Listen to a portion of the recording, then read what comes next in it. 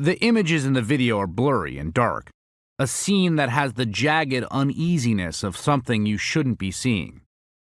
Voices on the edge of panic and brimming with rage discuss the uniformed men who are marching into view.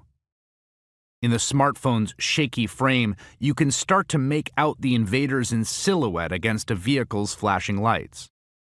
Lots of shouts now from the onlookers who are seeing the same image coming into view. The marching men are dressed in black, and as they come closer, you can see they are wearing armor. Bulges at the knees, shields in hand. They stroll casually.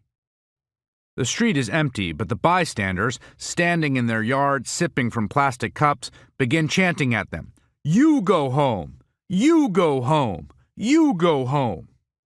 One of the bystanders narrates the unfolding scene into the phone. "They are marching toward us, you can see them coming, and they are marching toward us."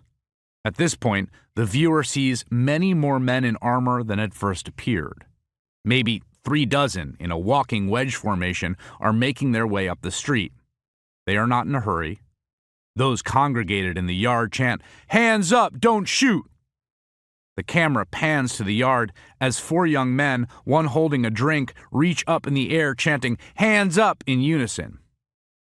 A few nights earlier, in this neighborhood, a police officer named Darren Wilson had shot and killed a young man named Michael Brown.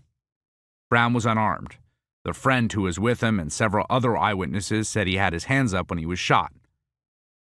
Footnote: in a later Department of Justice investigation, other eyewitnesses said Brown did not have his hands up and in fact was moving toward Officer Wilson and appeared to pose a physical threat to him. Ultimately, the Department of Justice would conclude that the claims of Brown having his hands up were not consistent with the physical and forensic evidence. End footnote.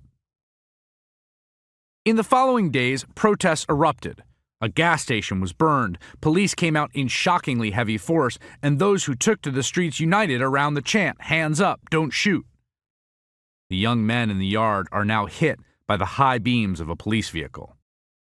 Through the loudspeaker, it sounds as if the cops tell them to go home, and they respond, "We in our yard," pointing to the ground beneath their feet for emphasis. The men in the yard raise their hands defiantly as the loudspeaker instructs them, "Please return inside," with the same oddly laconic pacing of the armed men marching toward them.